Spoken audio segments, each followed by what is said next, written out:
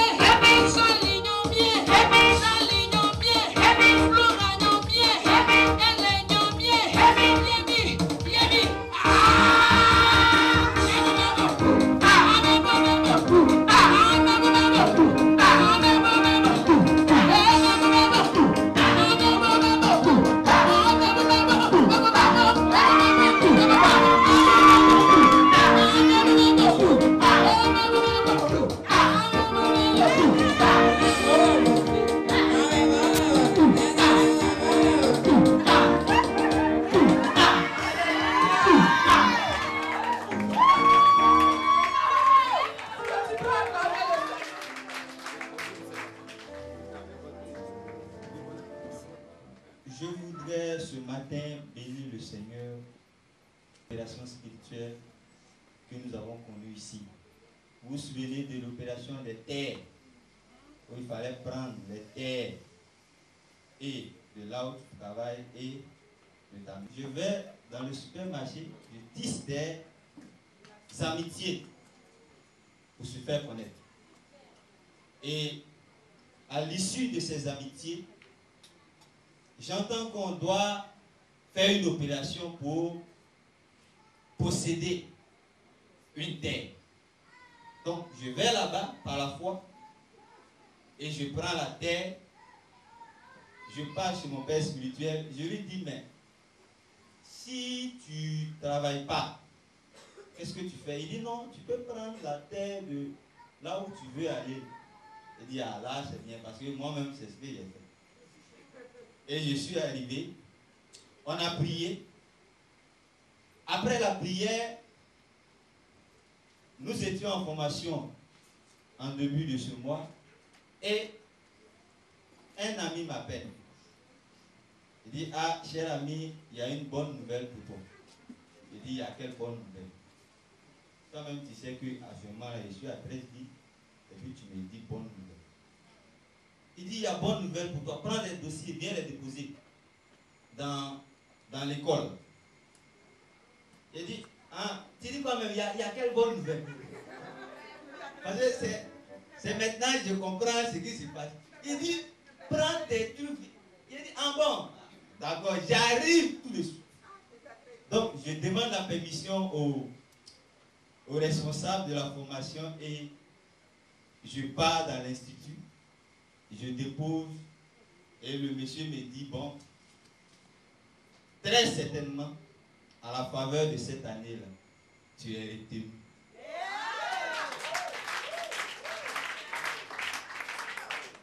Et je tenais à dire que c'était une école. Au départ, j'avais déposé mes dossiers et on ne m'avait pas appelé. Parce que les critères pour y entrer, franchement, c'est des critères.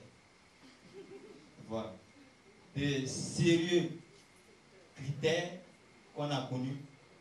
Mais par la grâce de Dieu, par la force de l'opération spirituelle, en tout cas, aujourd'hui, on peut s'estimer avoir un accomplissement de la part de Dieu. Et j'aimerais exhorter chaque personne à nous donner effectivement à la pratique de ces opérations parce qu'elles sont vraiment efficaces. Moi qui parle, je ne suis pas pasteur. Voilà. Je suis fidèle et j'ai vu. Que Dieu soit béni. Amen. Amen. Des choses qui sont importantes et qui sont efficaces.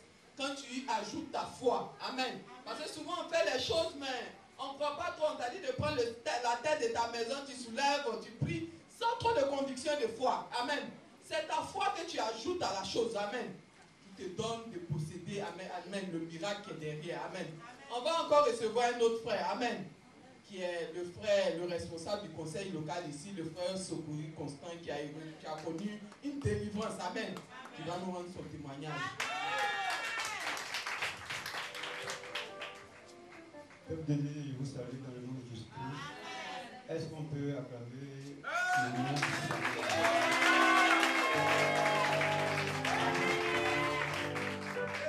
Amen. Peuple de Dieu, mon témoignage est le suivant. C'est que vers la fin du mois passé, le mois de juillet, j'étais au boulot la nuit, au poste de police. Et aux environs de 22 h, du coup, voici un gars qui débarque, qui saignait de la bouche. Il avait l'air inconscient, mais vivant. Il est rentré au poste. Et au poste, nous étions 3 personnes. Et moi, j'étais concentré sur la télévision, pendant que les 2 autres suivaient. Et du coup, quand il est rentré, normalement, quand on vient à un poste de police, on vient pour expliquer un problème, n'est-ce pas? On vient expliquer pourquoi on est venu là. Et le type, il arrive, celui-même qui est en sang, moi je m'attendais qu'on l'appelle à une plainte. Mais il vient, bizarrement, il s'apprend à nous.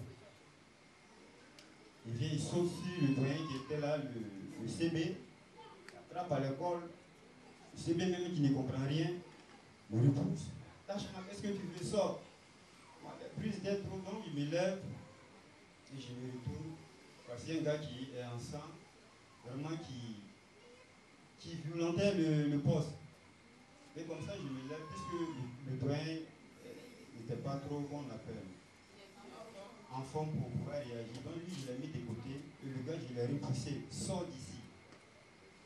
De la manière, je l'ai repoussé là. Son regard automatiquement a changé. Il est venu sur moi directement, il m'a saisi. C'est comme si on avait, qu'on appelle, envoyé.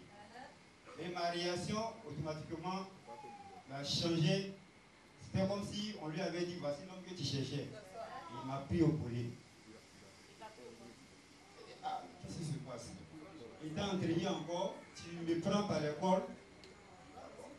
Donc je me suis fâché, lui aussi il l'a pris et je l'ai fait sortir. Il est tremblé jusqu'à dehors. Et là-bas, je l'ai terrassé. Il l'a terrassé en lui donnant des points. En lui donnant des points. Il y a sa dent qui est rentrée, qu'on appelle, dans ma main. Sur le point là, vous voyez là. Bon, sur le champ, il n'a rien senti. Hein. Sur le champ, il n'a rien senti, mais aux environs de 2 h du matin, ce n'était plus moi-même. Du coup, ma main a commencé à s'enfler. J'ai commencé à avoir froid. Je ne pouvais même plus tenir. Automatiquement, j'ai fait signe à l'officier de permanence pour dire que ça ne va pas. Qu'est-ce qu'on doit faire? Sur le champ, ils m'ont transféré, qu'on appelle, au CHU, au feu poignet, qu'on appelle d'Aboubou. Et après ça, je suis revenu à la maison le lendemain. Et au fur et à mesure, la main s'enflait.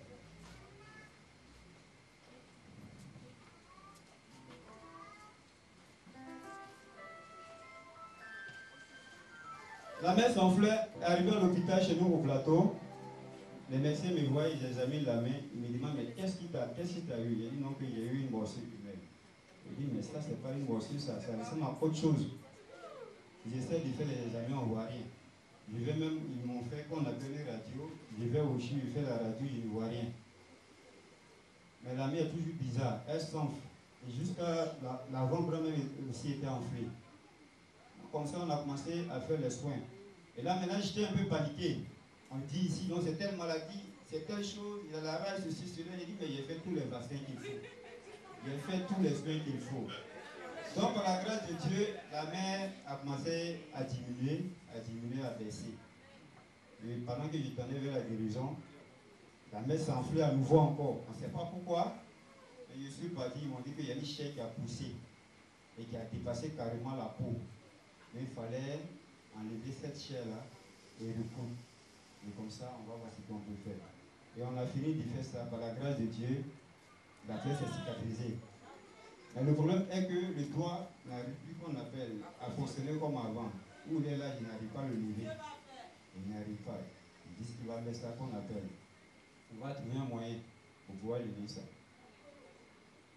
Donc, peuple de Dieu, voici un peu ce qui s'est passé. Mais voyant cette situation, je me suis dit que c'est Dieu, enfin je me dis que c'est Dieu qui m'a délivré de la mort certainement. Parce que je me souviens très bien qu'au début du mois de juillet, parce qu'il y a un collègue qui est chrétien aussi, me dit qu'il sent l'esprit de mort au dos ici. Puis c'est sûr et certain que l'esprit va nous, qu'on appelle, visiter. Donc prions pour ça. D'abord, il n'y a pas de problème. Et pendant ce temps, il fut un moment ici, on a eu qu'on appelle un studio de prière ici, enfin des studios de prière où on parlait de la mort. En tout cas, je me suis investi dans la prière. Parce que quand je réfléchis un peu, ce type pouvait venir avec une arme, c'est à Bobo, hein? Nous sommes à Bobo, on sait ce qui se passe, on sait comment on travaille là-bas. Il pouvait venir avec une arme et puis agir. C'était ok. Mais il est venu, à la grâce de Dieu, les bras ballants, il est venu avec sa dent et il réagit. Amen. Peuple de Dieu, pour moi en tout cas, Dieu m'a délivré.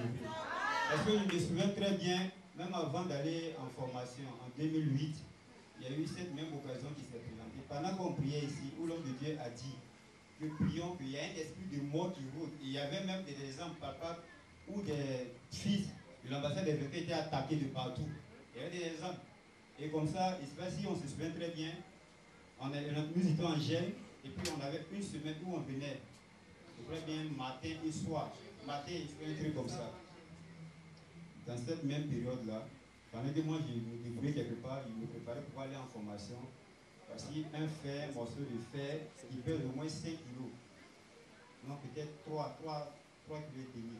Qui quitte du cinquième étage et qui vient s'abattre sur ma tête. Sur le champ, j'ai senti la mort parce que quand ça m'a tapé, je ne voyais rien, c'était noir. Et du coup, par la grâce de Dieu, immédiatement, il a informé le Dieu, il est rentré en prière. Et il a dit que celui qui m'a tapé, Dieu t'a délivré. Amen. Donc, Dieu, si j'ai, qu'on appelle, une exhortation à vous donner,